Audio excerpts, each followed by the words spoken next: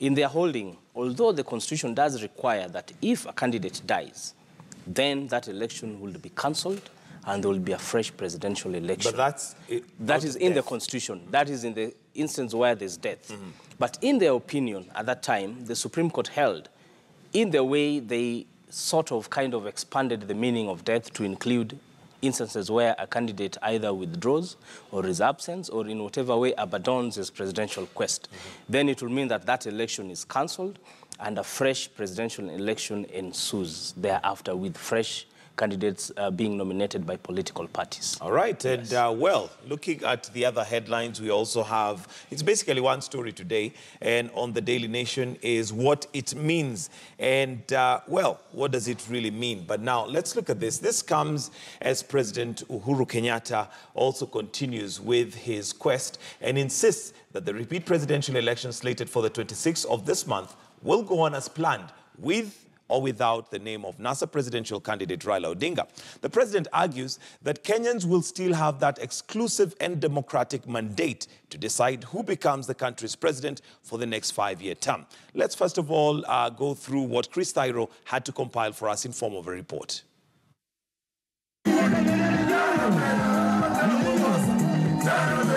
The Jubilee Brigade, led by President Uhuru Kenyatta, was concluding their 3-day vote-hunting mission in the coastal region, with rallies in Kilifi and Taita Taveta counties, and with reports that his main rival in the repeat presidential polls, NASA presidential candidate Raila Odinga, had withdrawn from the race. The president was skeptical. It is his democratic right not to participate, Sindio. We tell him also it is the people's right to participate in an election to choose their leader. So whether you are there or not, we are proceeding to the people who have the sovereign right to elect the leader of their choice. Aweko asiweko, sisi tuko tayari kwa uchaguzi. The president argued that it is unfair to Kenyans and the country's economy for Raila to take the country round in circles, yet knowing very well he's not interested in the repeat polls. Nasikia sasa umesema withdraw.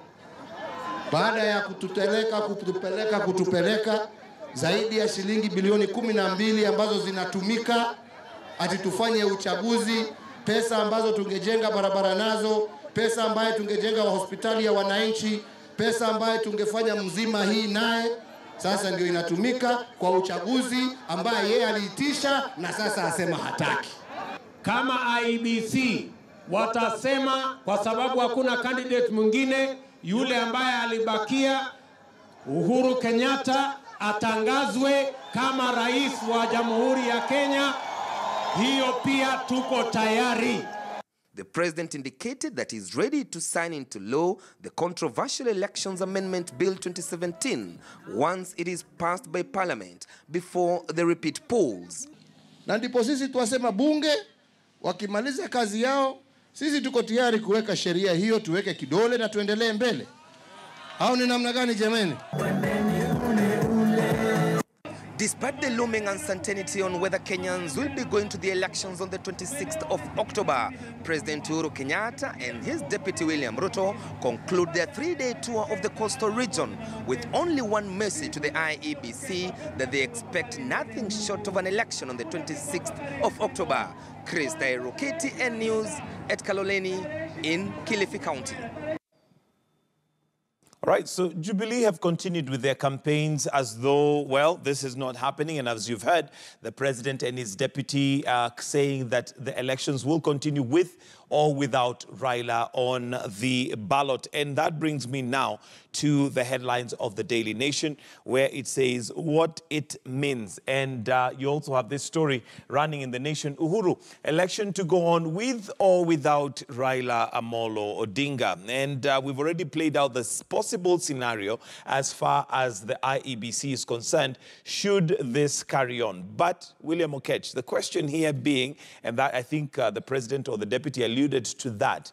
What about Kenyans? In this whole scenario, where are Kenyans? Because if you listen to NASA, they will say that Kenyans, they're doing this on behalf of Kenyans, for liberty, for liberation, for the fact that they feel that they're not going to live under an authoritarian environment. That is NASA. Jubilee, on the other hand, say that we have people who are willing to go to the poll to vote. So after all this is said and done, where is Wanjiko? Certainly so.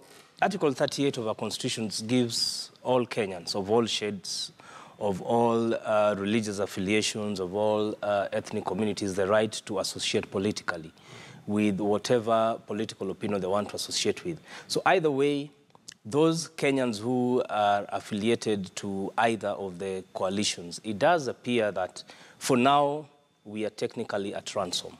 We are at ransom because it is the politicians who have gotten Kenyans to this situation. And certainly, it is for the politicians and the institutions which are there in law to take Kenyans out of this situation.